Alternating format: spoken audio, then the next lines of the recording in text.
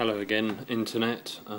In this little tutorial, quick tutorial, we're going to look at levels again, but look at them in a slightly different way. And one of the things that you'll discover as you start messing about with the levels tool in Photoshop is that what it does is that it applies the leveling to the entire image, and there's nothing you can do about that. And Photoshop is quite smart about how it applies the logic to the levels. So here's a picture of my local beach, and I picked it for two reasons. In the last video I whittled on briefly about the rule of thirds, and this picture is a kind of indicator of how that can be used sometimes. So in this picture, if you were to split this picture up into thirds, we've got roughly a third of the image is the sea, and roughly a third of the image is the sand, and then roughly a third of the image is the sky. So it's quite nice, and we've got these two people.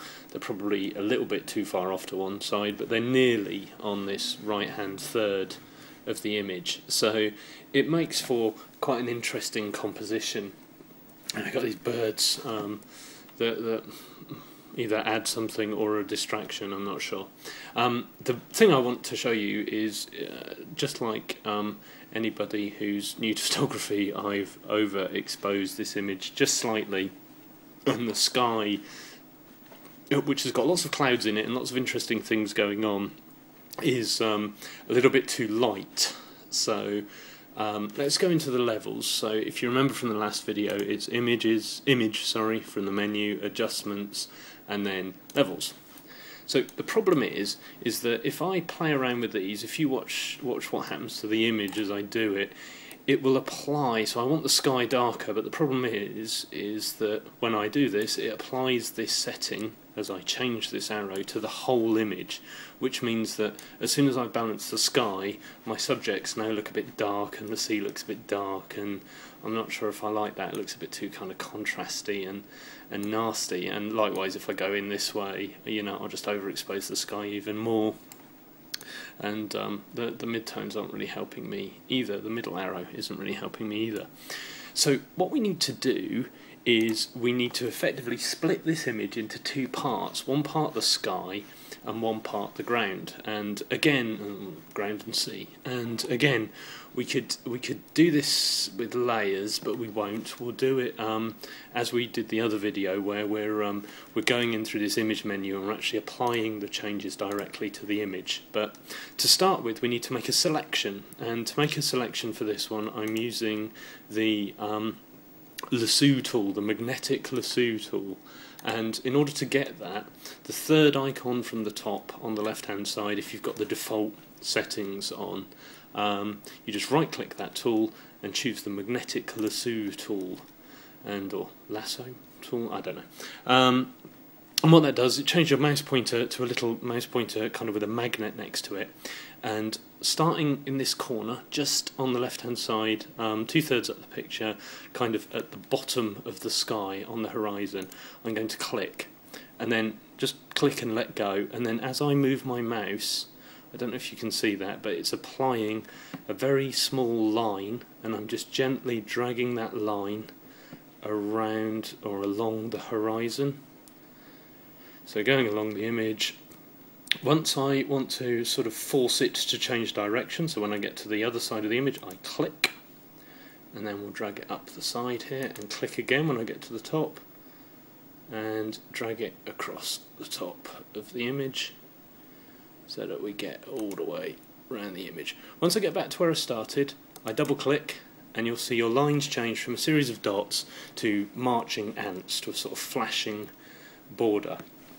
Now, I'll show you what happens if I just apply that change to the image. So if I go into Image, Adjustments and Levels, what will happen now is you can see my histogram, my graph looks very, very different, because it's purely reporting on the information that I've selected with my lasso tool.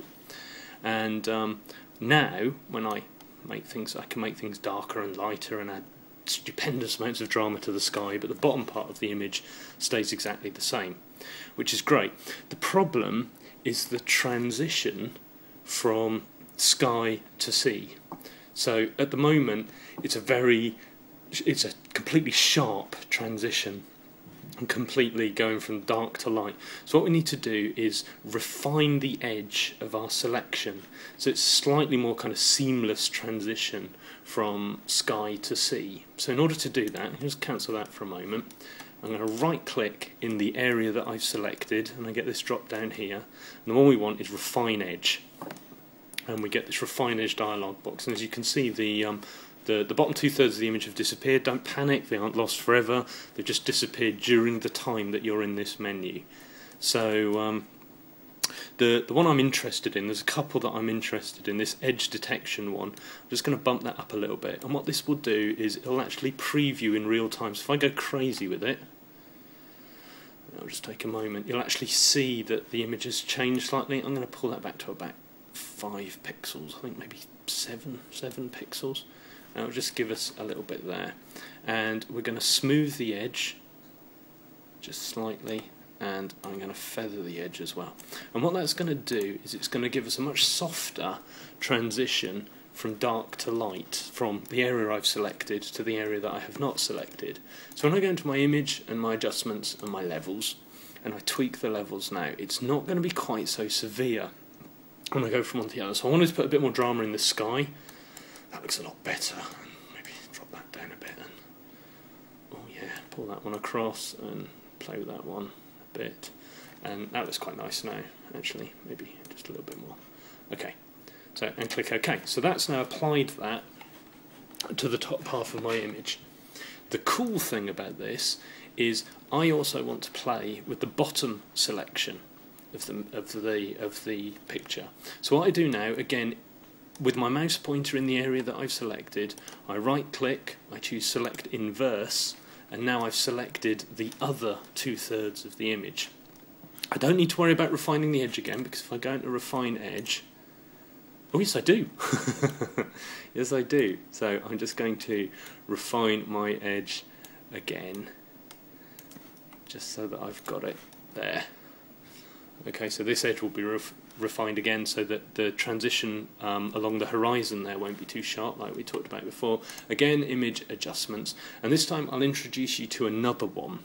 So in image and adjustments there's one called brightness and contrast, and what I want to do, I'm very interested in, this is my niece Rebecca, I'm very interested in Rebecca's jacket, and what I want to do is just boost the contrast slightly across the whole of this piece just to make it a bit more spangly. I could go crazy and have it really wild, but I don't want it quite that wild, so I'm just going to put in a little bit of contrast.